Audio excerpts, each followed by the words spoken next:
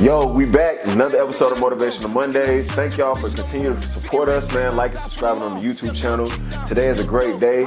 I have my good friend Amanda Young here, a lawyer, an activist, a woman of color that's on the front line fighting for her cause, man. I appreciate you so much for coming on the show today. Thank you so much. Well, I am a criminal defense attorney. Okay. And what brought me to this career is just my passion. I actually grew up with foster children in my home. Oh, wow. So my parents were foster children, or foster parents. And I got to see, kids that were disadvantaged and what led them to their situations. And it just gave me a want to help. How many siblings did you have? So it's five of us grew up in the home. Okay. Officially. But we could have up to 1 to 2 children in the home at the time. Okay. You was the oldest? No. Oh. The baby girl at the time, actually. That's what's up. So where'd you go to school at? I went to the Georgia Southern. Okay. The real GSU. Right. The real GSU. So with you being a lawyer now, was that something that whenever you went to Georgia Southern you wanted to study criminal justice? No. I graduated in sociology and a minor in philosophy. Okay. I knew that I wanted to be an attorney, but I thought that I would work with, social workers and just like children. Okay. With everything that you learned growing up, how was your mind state going in, and how was it like throughout that process of you going to school at Southern? Very similar to yours, actually. I'm from a very small country town, so it's not very diverse. So Georgia Southern taught me diversity. I always tell this story to my cousins. I'm like, I thought that the only entertainment in life was like going bowling, going to the movies, or going skating. Wow. Because that was it. Yeah. And so Georgia Southern, and it was crazy because I was 18 already. Yeah. I had not even gotten on a plane yet. Wow. Yeah. So yeah. Same here though. So you studying sociology when you was in school. Right. So how did that play a role with you? Like, was selected with the people who you had around you, like your environment, your friendship team. So, I think so. I love people. Okay. I'm a people's person. And I think that I have a gift to, I guess, put up with or have more patience with some people that a lot of people cannot have patience with. Yeah. And it's because I understand that sometimes they're a product of their environment, or sometimes we didn't grow up in the same type of circumstances. So it just gives me empathy for that person, to give them a chance. They may be a loud person, rambunctious, or just a person sometimes that don't know how to express themselves. They even communicate their emotions in a healthy manner. Right, yeah. But I find myself even teaching adults that I just happen to meet, how to behave differently. And people that say all the time, thank you. Yeah. I appreciate that. I didn't think this way, or I thought 50,000 was enough for me. Going through that college process, did you develop your identity as a woman and like what you wanted to become and what you wanted to stand for? Like, what brought on your like activization that you're doing now? I would say in college I was still learning me. Okay. I think the beginning of law school sparked a lot of my passion. I interned a lot, so I was able to see what's really going on in the system. I was very, very ignorant. I always felt like, nah, you lying on the police. The police is not doing. Why would they do this to you? I was so ignorant. Like the story didn't sound believable enough for you. Yeah, I'm like, y'all did something. Like, why did they just target you? And I was so ignorant to a lot of things. Even like, just watching court TV, I see the guy in the orange jumpsuit as a defendant, and I'm like looking at him like, let me see if I can tell if he's guilty by looking at him. Yeah, wow. Just so ignorant. And then I'm like, this is real stuff. Yeah. And I researched the Innocence Project, and I just saw like, oh my gosh, and I'm just like, this is real, let's do it. Yeah, my sister, she wanted to study the criminal justice. She wanted to be a probation officer. Okay. That was because all we seen was our family members on probation. It was even like felons not being able to get like employment. Right. And one of the things we talked about earlier was like not knowing your rights. And I feel like as a black community, we're the most oppressed ethnicity in the United States of America, and we're the biggest ethnicity that don't know our rights. Right. And that was one thing about like with me growing up, it was just like, dang, the judicial system was just something I didn't like. Right. And because I didn't like it, I cared less about knowing that much about it. I just knew how to avoid it, Right. And so tell that more towards you being a lawyer now, like after you had that connotation of suspecting people to be guilty, was it that you becoming a lawyer and going to school made you have more of an empathetic look at those people fighting for their life? Because you're a criminal defense attorney. Right. You're not a public defender. You're not somebody who's trying to put the people in jail. You're trying to keep them from going to jail. Right. Yeah. Yeah, and I would say, first of all, that the public defenders, they are also criminal defense attorneys, Oh, but they work okay. for the state. So that's They just lose a lot. Okay. Yeah. So one example I would give of the change in that is, okay, everyone has the right to remain silent. Yes. And I used to feel like if you're not guilty, then why won't you get up on the stand and tell Testify, everybody? yeah. Yeah. And now that I'm an attorney, I see that America, the DAs, the state, is not always looking for the truth and what happened. Sometimes they're looking for a conviction. Sometimes they just want to protect the community by just putting anyone away. Sometimes it's politics. And so I realized that's the best right we have is to shut up. That's actually my number one rule, my only rule I have for my clients. Shut up.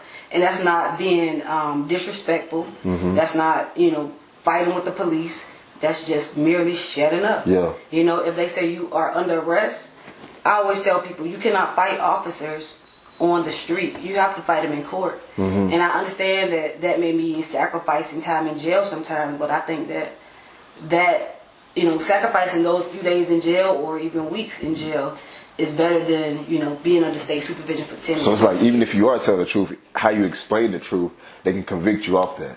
Yes. Wow, that's crazy. So it's always just be quiet. Yeah. Just be quiet. A lot of times we get ourselves in trouble. Yeah. Our mouths. So. Yeah. And with everything going on, just like a couple weeks ago, Rashad Brooks, man, it's just, his situation was fighting the police.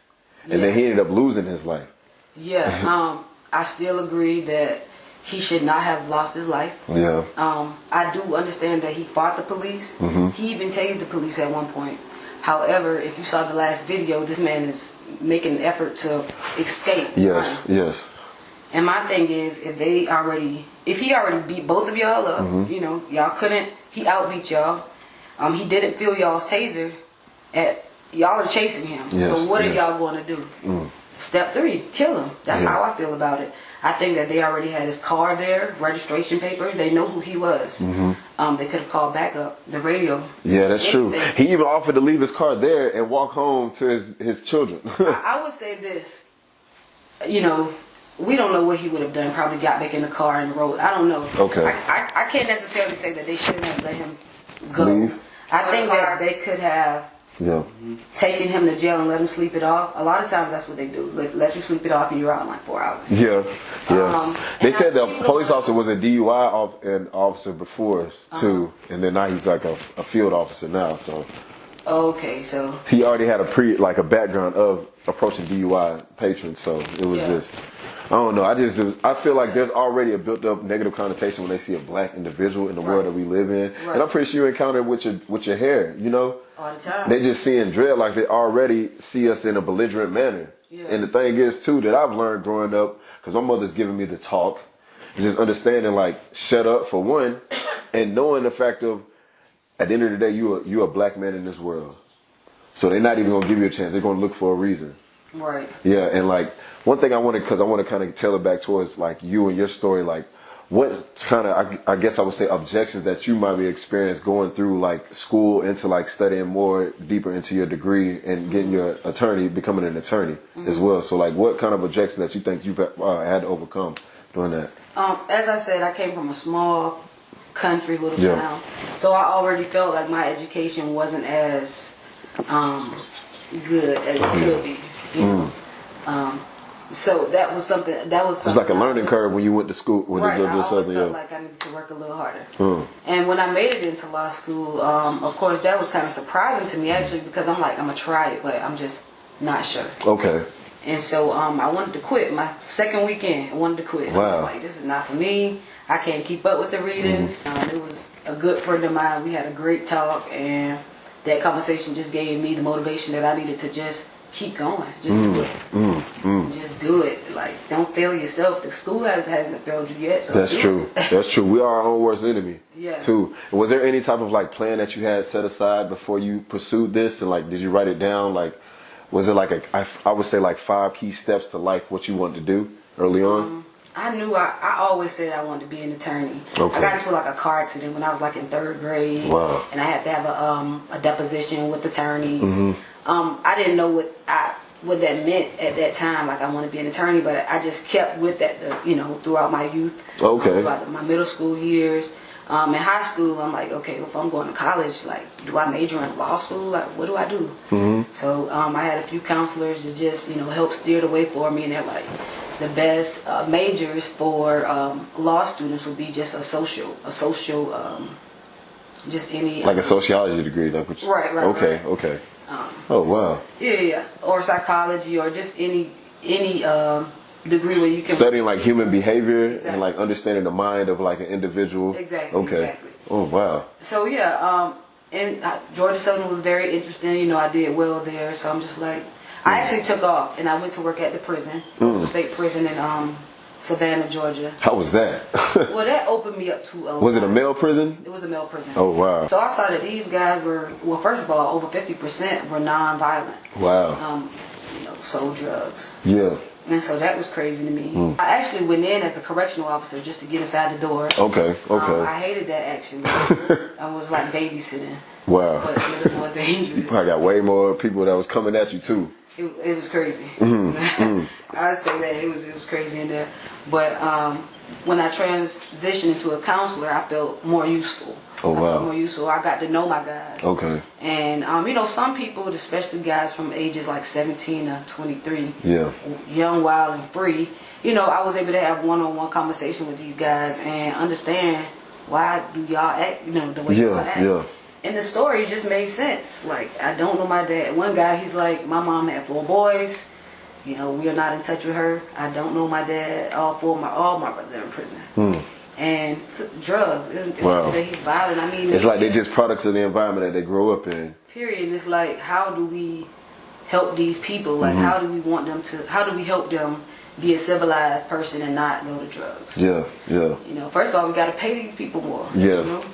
And at least start them off with a equal income to to provide them with some type of education. Exactly. Yeah. So I kind of want to divulge more into your activist side now too as well. I know you and a good friend of yours, Camaria, y'all have a little live that y'all did. Talk a little bit about that. Yeah, me and my good friend Camaria Womack, shout out to her. We just basically came together to do pro bono work for people arrested in regards to the protests. Yeah.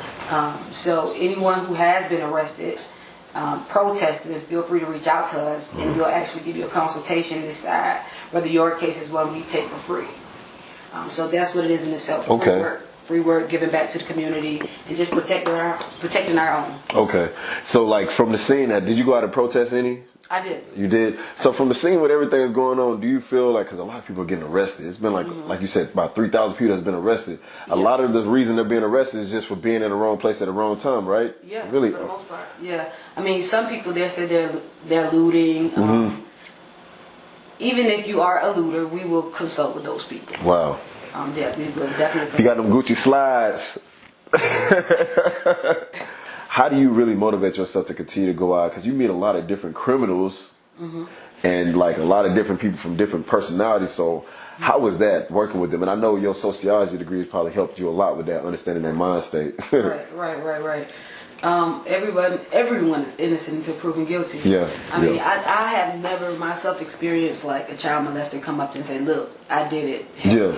I haven't been in that situation, but because I'm a private defense attorney, if a person did come up to me saying that, I don't have to take the case, because I have discretion in which cases I take.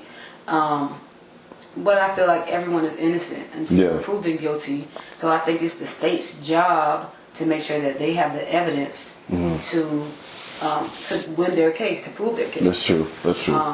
And we have a right to remain silent. So he does not have to testify about what happened. I wasn't there. A lot of times, you can put 2 and 2 together, but the law gives us a standard. Yeah, that's beyond a reasonable doubt. Yes. So it's not, maybe he did it because if I was him, I would have did this. Because you're not that person. You don't know their story. That's true. So I just look at all my guys when I meet them, or all my clients as a clean slate. And then once I see the evidence against them, at that point I could determine, okay, the evidence weighs heavily or against you, Okay. or heavily in your favor. Has there ever been a situation, because I know we talked a little bit about the importance of what happens whenever you get a felony on your record. Has there ever been a situation where you've seen like somebody that you probably, your client that you picked up is like, dang, if you would have came to me first, you probably wouldn't even had this on your record? Yeah, I hate that. Maybe 2 weeks ago, I met a guy. He called me from jail. He was a referral, and he told me that he was arrested for possessing 14 grams of marijuana, and he also had a scale on him. And he told me that he took a plea deal for 10 years probation and a 9-month RSAT program. And RSAT is a residential substance abuse prison program. Okay. Meaning that you have to go to prison in order For 9 months. Exactly. Wow. And your time doesn't start For a until you misdemeanor. take the deal. Well, any quantity of selling drugs is a felony. Okay. So that's number one. But like I said, it was 14 grams on the scale. Wow. So at that point, it's circumstantial evidence that you may have been selling drugs. Yes. And his plea was 10 years probation. Wow. And a 9-month program for his first offense. And I just thought that was crazy. He was a guy who worked. He took care of his children. He was a good person. He didn't have a record before then either. No record. No, oh my God. That's like parking tickets maybe. Exactly. That's the importance of knowing your rights. And he didn't know. And Wow. he made, I feel, an uninformed decision. And so I was glad that I was able to help him. He has now been released the same day as our hearing. Wow. And that in itself, shows me why I'm doing my job. This is my passion. This guy's going to go, but he has a baby due in August. So he'll be out, when his baby is born. And he'll be working. And if he'd have never met you, he would have been in prison. That's crazy. That's crazy. It was silly. Like, what is going on with this case? So, yeah. As a community, what do you feel that as our community, the black community, what do you feel that we're lacking when it comes to like how we approach the judicial system? Number one, unity. Okay. Unity. We as the black community have to stop enabling each other and give each other knowledge. That's just the tools that we need to feed each other knowledge. Not wanting everyone to pay for it, any bit of knowledge that you have. I think that we should definitely share our knowledge. And not knowing their rights. I think that so many of our black men just don't know their rights. So when they are in contact with the police officer, they're already upset. Yeah, They think that something bad is going to happen and they don't know what to do. And so they, respond in action instead of using the words or shutting up, like you said earlier. Exactly. My number one thing is shut up, because you cannot fight the officers at the scene. That's something that you hire an attorney to do, and we fight in court. And a lot of these cases are dismissed because of constitutional violations. Searching people without a reason. Like not reading the Miranda rights too as well, stuff That is like that. also Okay. right. Wow. And I feel like with everything going on, because I'm not out there protesting, I feel like the message is miscued whenever you use your actions to try to like communicate what you want. And also I feel like it's a disconnect with the list of demands that we want for equality. And we need more women like you. We need more leaders like you on a criminal justice standpoint for us to understand like how to communicate that message. Right. And to tell that more towards you is like, what books would you suggest that we would probably like pick up or read? Like, what did you read or what did you like do to educate yourself outside of just going to school to become an attorney? Right. I've read a lot of books, like Byron Stevenson. He actually wrote the Just Mercy. Okay. He actually just came out with the movie. The movie Just Mercy. So a way for somebody who is kind of negligent towards the system, what is a way that we can educate ourselves in the meantime? I mean, no, Google's out there, but Google, and just talk to people. I know I'm one attorney that I always tell people you can call me, and I know a few other attorneys who are just the same way. Free consults. Most attorneys give free consultations. If they don't have to come to like a jail. But most attorneys give free consultation. Google someone, get referral from someone, and don't be afraid to say, listen, I have a question, I just need some advice. Hey, what's up? I'm attorney Amanda Young. I'm a criminal defense attorney here in Atlanta, Georgia. And I have one rule for anyone needing general advice from a criminal defense attorney. Shut up. What you should do is hire an attorney to represent you and let them be your voice. You can contact us, the Law Office of Amanda Young, at 404-227-2844. At this time, we are currently doing pro bono legal representation for anyone who's arrested in regards to the Atlanta protest. Pro bono means free, everything on us. So give us a call and we'll consult with you about your case.